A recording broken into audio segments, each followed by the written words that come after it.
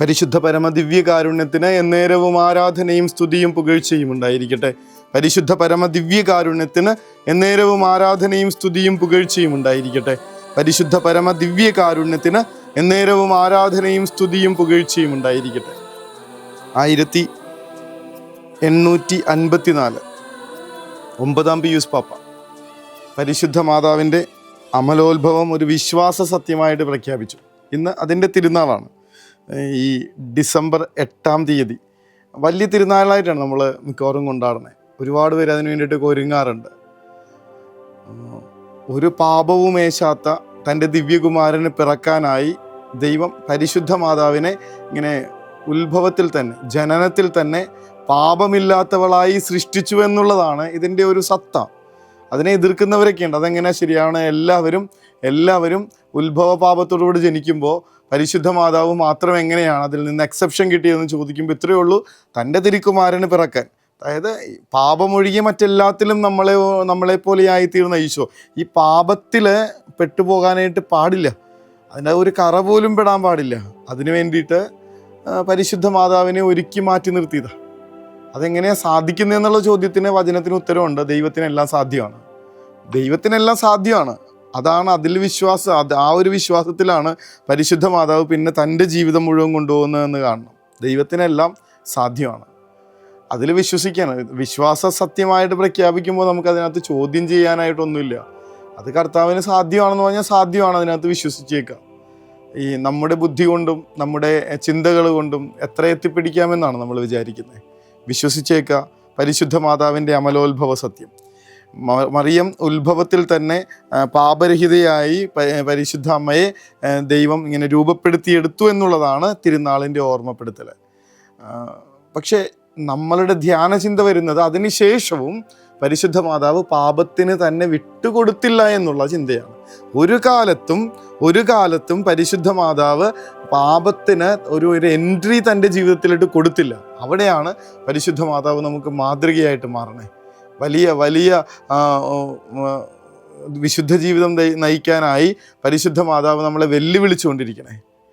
ശരിയാണ്, ദൈവം സൃഷ്ടിച്ചതാണ്, സ്വർഗം പ്രത്യേകമായി തിരഞ്ഞെടുത്ത് മാറ്റി നിർത്തിയതാണ്. പക്ഷെ അതിനുശേഷമുള്ള ജീവിതം പരിശുദ്ധ അമ്മയുടെ കയ്യിലായിരുന്നല്ലോ. തന്നെ തമ്പുരാൻ എങ്ങനെ സൃഷ്ടിച്ചോ അതുപോലെ തന്നെ ജീവിച്ചു മരിക്കാനായിട്ട് ശപഥം ചെയ്തൊരു ജീവിതം. അതിനു വേണ്ടിയിട്ടുണ്ടായിരുന്ന ശാഠ്യങ്ങൾ ഒരിക്കലും തെറ്റിലേക്കും തിന്മകളിലേക്കും വഴുതി പോകില്ല. ഞാൻ ദൈവകുമാരൻ്റെ മാതാവാണ്, ദൈവം എന്നെ പ്രത്യേകം തിരഞ്ഞെടുത്തതാണെന്നുള്ള ബോധ്യത്തിൽ ജീവിച്ച പരിശുദ്ധ അമ്മ. സാത്താനോട് യുദ്ധം ചെയ്യാനും മാത്രമുള്ള വലിയ വിശുദ്ധിയിൽ ജീവിച്ച ഒരാൾ, സാത്താൻ്റെ തല തകർക്കുന്ന വിധത്തിൽ ഈ ഒരു വിശുദ്ധിയുടെ ബലത്തിൽ സാത്താൻ്റെ തല തകർക്കുന്ന വിധത്തിൽ ഈ അമ്മ ഇങ്ങനെ ഉയർന്നു നിൽക്കുന്നത് നമുക്ക് കാണാം.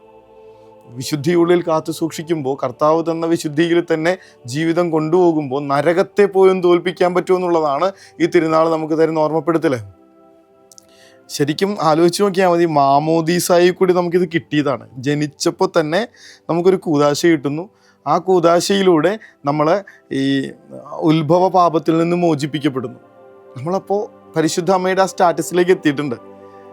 എങ്ങനെയാണോ പരിശുദ്ധ മാതാവ് ജനിച്ചു വീണത് അതേ സ്റ്റാറ്റസിലേക്ക് ഒരു മാമോദീസ കഴിയുമ്പോൾ നമ്മൾ എത്തിച്ചേരുന്നു. പക്ഷെ അതിനുശേഷം പരിശുദ്ധ മാതാവ് ജീവിച്ചത് എങ്ങനെയാണോ അങ്ങനെ നമ്മൾ ജീവിക്കണുണ്ടോ എന്നുള്ളതാണ് ഇന്നത്തെ ചോദ്യം.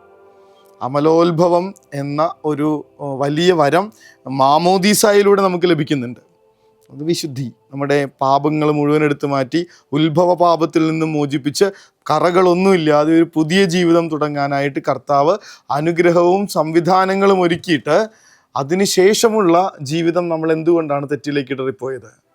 പരിശുദ്ധ മാതാവിനെ കണക്ക് ദൈവത്തിൻ്റെ സ്വന്തം എന്നുള്ള ഉറപ്പിൽ, അതുകൊണ്ട് തന്നെ ഈശോയ്ക്ക് നിരക്കാത്തതൊന്നും തന്നെ എൻ്റെ ജീവിതത്തിന് വേണ്ട എന്നുള്ള ശാഠ്യത്തിൽ എന്തുകൊണ്ടാണ് ജീവിക്കാൻ പറ്റാത്തത്? കുഞ്ഞുങ്ങളെയൊക്കെ സമർപ്പിച്ച് പ്രാർത്ഥിക്കേണ്ട ദിവസമാണിത്. നമുക്കോ പറ്റിയില്ല. ഇനി നമ്മുടെ മക്കളെങ്കിലും ഈ വിശുദ്ധിയിലൊക്കെ ഒന്ന് വളർന്നു വരാൻ വേണ്ടിയിട്ടുള്ള അപേക്ഷ വെക്കണം. ഒപ്പം ഇനിയുള്ള ജീവിതത്തിലെങ്കിലും കർത്താവെ, അങ്ങ് ആഗ്രഹിക്കുന്ന വിശുദ്ധിയിൽ ജീവിതം മുന്നോട്ട് കൊണ്ടുപോകാൻ ഞങ്ങളുടെ മക്കൾക്ക് മാതൃകയാകാൻ കൃപ തരണമേ എന്ന് പ്രാർത്ഥിക്കണം. നേരത്തെയും സൂചിപ്പിച്ചിട്ടുണ്ട്, നല്ല മക്കളാവാൻ വേണ്ടിയിട്ടല്ല, വിശുദ്ധരായ മക്കളാകാൻ വേണ്ടി പ്രാർത്ഥിക്കണം. വിശുദ്ധ മദർ തെരേസയുടെ ഓർമ്മപ്പെടുത്തലാണ്, don't call it good but call it holy. നല്ലതെന്നല്ല പറയേണ്ടത്, വിശുദ്ധരെന്ന് പറ. നല്ല മക്കളാവാനല്ല, വിശുദ്ധരായ മക്കളാകാൻ വേണ്ടിയിട്ട് വചനം ഓർമ്മപ്പെടുത്തുന്നുണ്ട്. ഹൃദയശുദ്ധിയുള്ളവർ ഭാഗ്യവാന്മാർ, അവർ ദൈവത്തെ കാണും. കർത്താവെ, ഞങ്ങളെ അങ്ങ് തന്ന അതേ വിശുദ്ധിയിൽ ജീവിതം മുന്നോട്ട് കൊണ്ടുപോകാനുള്ള കൃപ നൽകി ആശീർവദിക്കണമേ എന്ന വലിയ അപേക്ഷയോടുകൂടെ, നിസ്സാര കാര്യമല്ല കേട്ടോ ചോദിക്കണേ, ഈ പരിശുദ്ധ അമ്മയുടെ വിശുദ്ധിയുള്ള മക്കളായി അമ്മയെ ഓർമ്മപ്പെടുത്തുന്ന വിധത്തിൽ അമ്മ എങ്ങനെയാണോ ദൈവത്തെ പ്രീതിപ്പെടുത്തിയത് അതുപോലെ തന്നെ സ്വർഗത്തെ പ്രീതിപ്പെടുത്തുന്ന വിധത്തിൽ ജീവിക്കുന്ന മക്കളാകാൻ വേണ്ടിയിട്ടുള്ള അങ്ങേയറ്റത്തെ വലിയൊരു വരമാണ് ചോദിക്കുന്നത്. ബ്രാനെ, അതിന് ഞങ്ങളുടെ മേൽ കരുണ തോന്നണേ എന്ന പ്രാർത്ഥനയോടെ മുട്ടിന്മേൽ നിന്ന് ആശീർവാദം സ്വീകരിക്കുന്നു. പരിശുദ്ധ സ്നേഹമേ, പരിശുദ്ധ പരമദിവ്യകാരുണ്യമേ, അനന്ത സ്നേഹമേ, പരിശുദ്ധ പരമദിവ്യകാരുണ്യമേ, അനന്ത സ്നേഹമേ.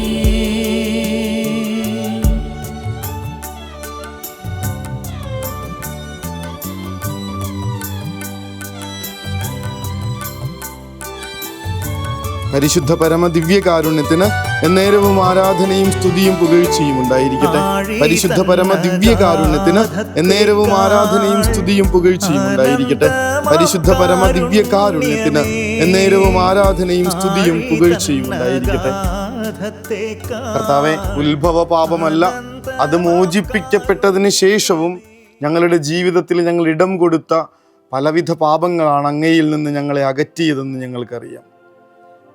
ഏറ്റവും സ്നേഹത്തോടുകൂടെ ഉത്ഭവ പാപത്തിൽ നിന്ന് പോലും ഞങ്ങളെ കഴുകിയെടുത്ത് അങ്ങേ സ്നേഹത്തിലേക്ക് ചേർന്ന് നിന്ന് വിശുദ്ധി കൊണ്ട് അങ്ങയെ പ്രസാദിപ്പിക്കുവാൻ ഞങ്ങൾക്ക് കൃപ നൽകണമേ എന്ന വലിയ പ്രാർത്ഥനയോടുകൂടെ അത് സ്വപ്നം കണ്ടുകൊണ്ട് നമുക്ക് ഉറക്കത്തിലേക്ക് പോകാം. സ്വർഗ്ഗം അനുഗ്രഹിക്കട്ടെ. കരുണതൻ കയർ പിടിച്ച് നയിച്ചിടും സ്നേഹമേ, ദിവ്യകാരുണ്യ സ്നേഹമേ, പരിശുദ്ധ സ്നേഹമേ, പരിശുദ്ധ പരമദിവ്യകാരുണ്യമേ, അനന്ത സ്നേഹമേ, പരിശുദ്ധ പരമദിവ്യകാരുണ്യമേ, അനന്ത സ്നേഹമേ.